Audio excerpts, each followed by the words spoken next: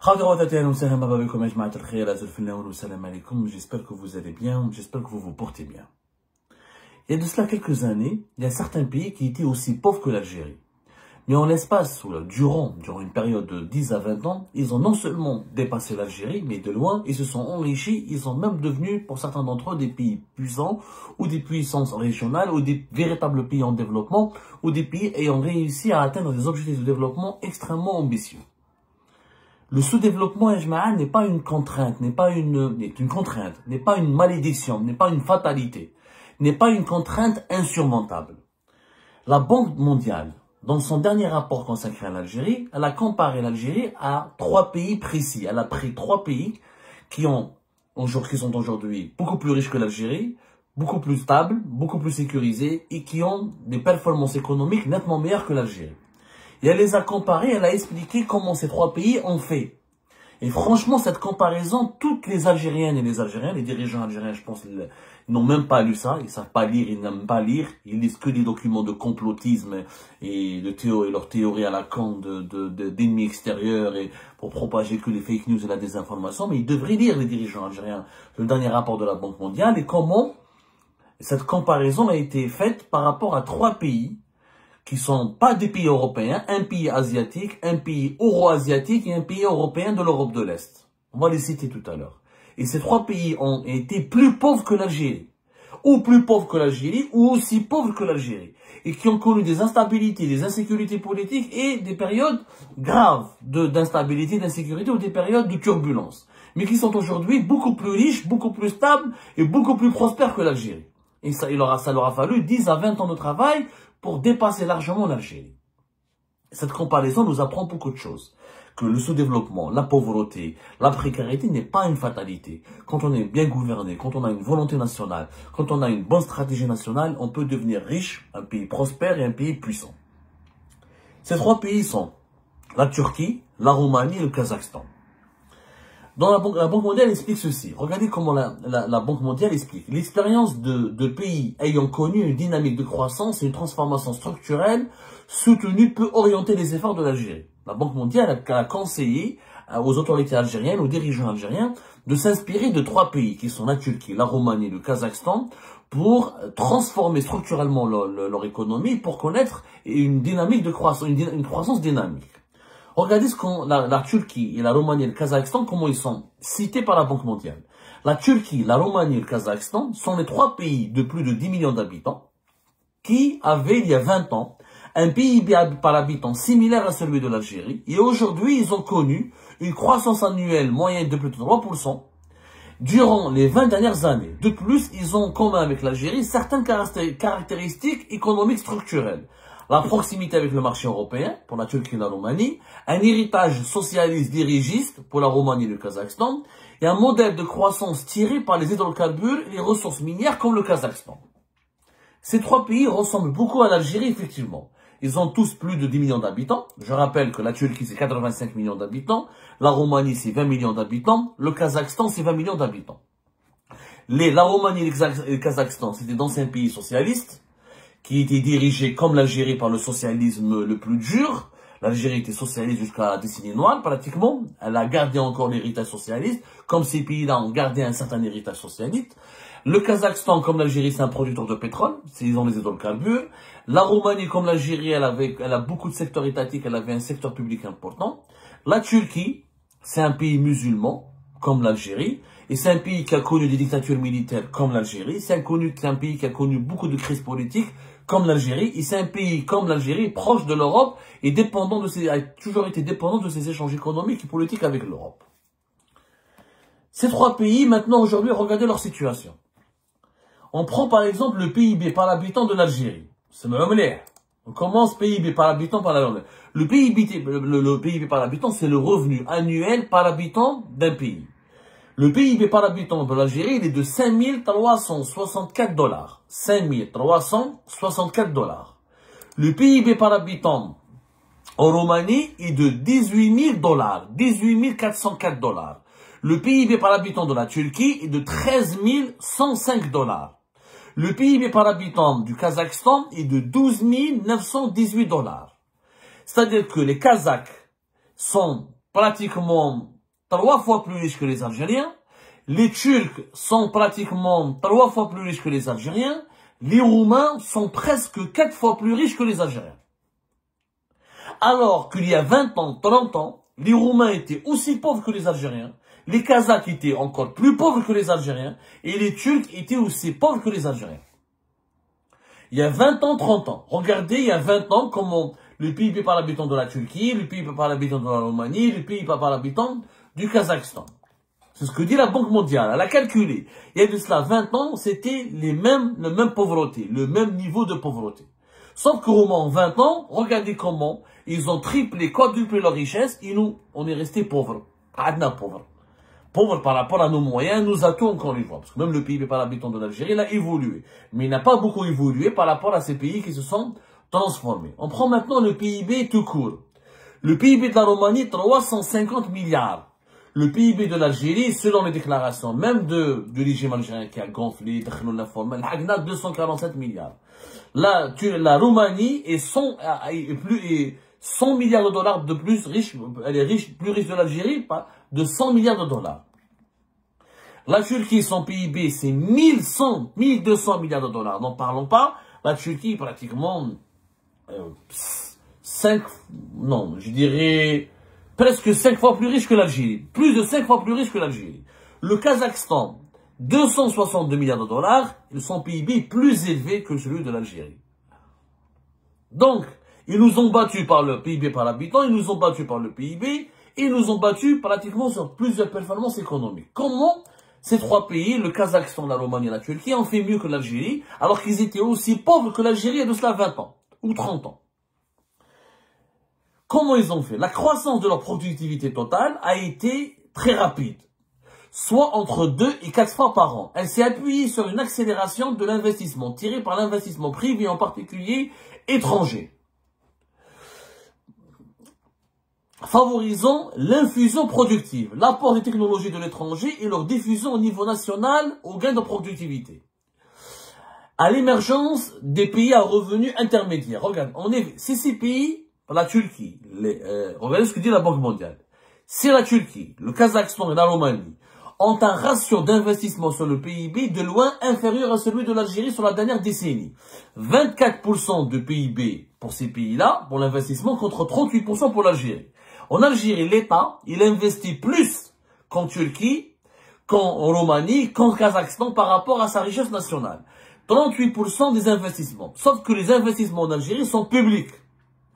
Les investissements publics en Algérie sont 2 fois, 3 fois plus élevés que les investissements publics en Turquie, en Kazakhstan et en Roumanie.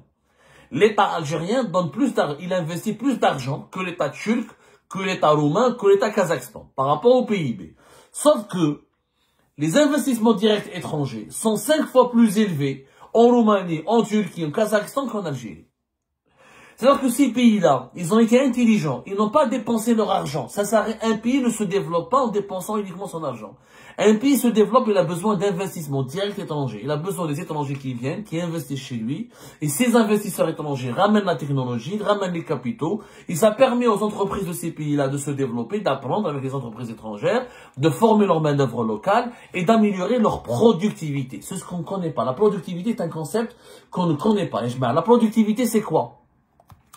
La productivité, c'est le rapport entre la production, les biens et les services produits, et les facteurs de production, et les moyens que nous avons mis à la disposition de la production. Par exemple, il y a 3 types de productivité. La productivité des entreprises, il y a la productivité de la main-d'œuvre, il y a la productivité du travail. La productivité de la main-d'œuvre, par exemple. Combien les Algériens combien sont-ils payés, et pendant combien d'heures ils travaillent, qu'est-ce qu'ils produisent en contrepartie de leur salaire, et en contrepartie des moyens qui sont mis à la disposition de leur travail. La productivité des entreprises, quels sont les moyens pour une entreprise, quels sont les biens et les services qu'elle consomme pour pouvoir produire et commercialiser les biens et les services qu'elle produit, qu'elle commercialise. Là, en Algérie, nous avons une productivité faible. Et on fera une émission à part sur la productivité en Algérie et ses mauvaises performances. Mais au Kazakhstan, en Turquie et en Roumanie, la productivité elle est plus élevée. Pourquoi? Parce qu'il y a des investisseurs étrangers Parce que ce n'est pas l'État, ce n'est pas les entreprises publiques qui font marcher l'économie. Ce sont les entreprises privées et les entreprises étrangères ou les entreprises privées qui sont partenaires des entreprises étrangères. Donc, première leçon, l'investissement privé, il est faible en Algérie parce qu'il y a trop d'investissement étatique. Et l'investissement étranger, il est faible en Algérie parce qu'il y a trop d'investissement étatique. L'investissement étatique ne favorise pas la productivité. Donc, ne favorise pas la production nationale, ne favorise pas. Plus la productivité elle est élevée, plus les pays se développent parce qu'ils peuvent créer de la richesse. La richesse, elle est créée comment? Quand il y a de la productivité. Nous avons du pétrole et du gaz. Le pétrole, le gaz, on vend du gaz dans un gazoduc ou tu mets du pétrole dans un baril. Il n'y a pas de valeur ajoutée. Par contre, la Turquie, l'Allemagne et le Kazakhstan, ils ont des industries. Donc, ils utilisent une matière première, ils la transforment, ils font plusieurs produits dérivés à partir de cette matière première et ça crée de la valeur ajoutée. C'est-à-dire qu'ils gagnent de l'argent. La richesse, c'est quoi? La richesse, c'est la production de la valeur ajoutée. C'est prendre une matière première, la transformer en plusieurs produits pour la vendre et gagner de l'argent. C'est gagner beaucoup plus, c'est la valeur ajoutée qui te permet de gagner de l'argent. C'est pas la matière première. C'est l'exploitation, la transformation. Avec un processus, avec plusieurs étapes, d'une matière première qui crée un produit à valeur ajoutée. C'est la différence. Et pour avoir de la production à valeur ajoutée, il faut des investissements, il faut des capitaux, il faut du savoir-faire, il faut de la technologie. Ça, c'est des investissements directs étrangers. La Banque mondiale nous explique aussi que l'accélération de la croissance de ces pays-là, c'est accompagné d'une hausse marquée de l'emploi dans les secteurs à forte valeur ajoutée et de la participation du marché au travail. En Turquie, en Roumanie, au Kazakhstan, la baisse de 20% de la part de l'emploi agricole dans l'emploi total, c'est en premier lieu accompagné d'un quasi-doublement de la part de l'emploi dans les services à forte valeur ajoutée, principalement dans les services aux entreprises et dans les transports et de la communication.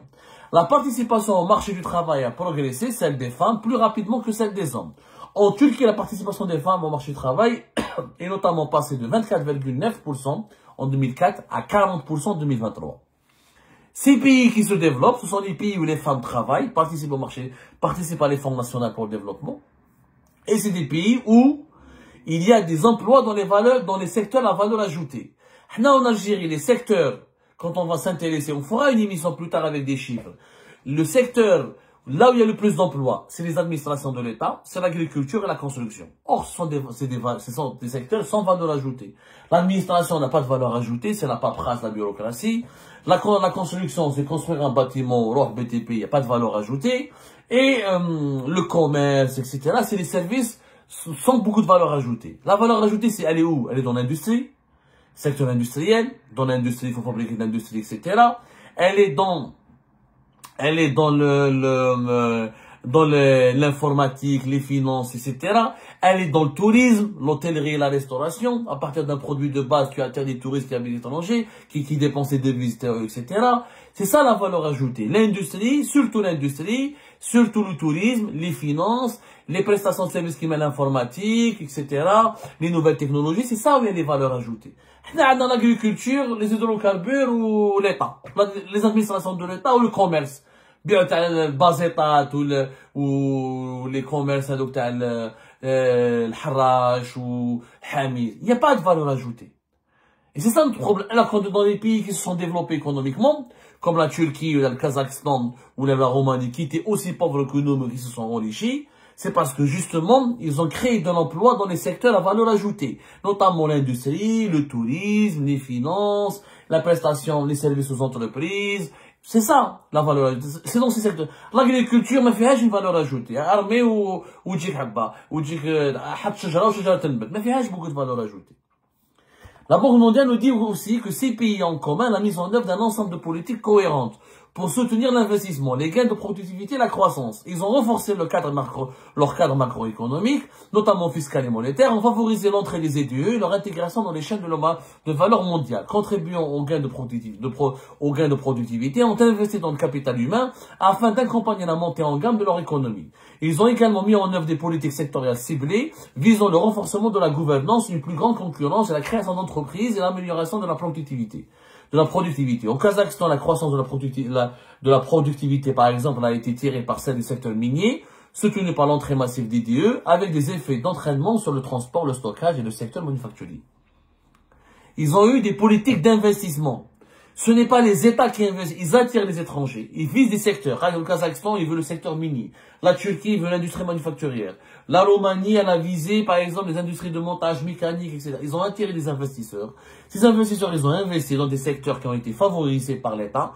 Beaucoup moins, on paie pas beaucoup d'impôts. Stabilité de la monnaie.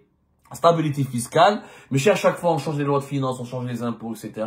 Des encouragements fiscaux, ou les investisseurs étrangers quand ils investissent, ils créent des emplois avec un effet d'entraînement. Quand il y a une usine, il faut assurer le transport des employés, il faut assurer le stockage des matières premières, il faut recruter la main-d'œuvre locale. La main-d'œuvre locale va avoir des salaires, les salariés vont dépenser, ils vont avoir des commerces, il faut leur construire des logements, il faut leur construire des nouvelles villes, et le développement, il vient comme ça. C'est comme ça que ces pays-là ont réussi. Une stabilité fiscale, stabilité monétaire, investissement direct étranger, meilleure gouvernance. Ils ont choisi des filières et des stratégies de développement basées sur des secteurs précis qu'ils ont choisis. Ils ont créé des emplois dans les secteurs à valeur ajoutée, mais dans l'agriculture, la construction et l'exploitation minière. Ils sont partis vers l'industrie, vers le tourisme, vers le secteur des finances, vers le secteur de l'informatique, vers les prestations informatiques et services, vers tout ce qui est nouvelles technologies, d'information, de communication. Et ils ont amélioré leur investissement privé, ils ont amélioré le secteur privé. Ils ne sont pas restés dépendants du secteur de l'État. C'est l'État qui dépense, c'est l'État qui investit. Ils ont un investissement privé important, ce qui a amélioré les performances économiques de ces pays-là. Et c'est comme ça que le Kazakhstan, la Turquie et la Roumanie se sont beaucoup plus enrichis que l'Algérie, ont de meilleures performances économiques que l'Algérie, sont plus stables que l'Algérie, attirent plus d'investisseurs que l'Algérie et inspirent plus de confiance en Algérie. On devrait apprendre de ces leçons-là. Le rapport de la Banque mondiale dans ce sens est complètement intelligent, éloquent et rationnel.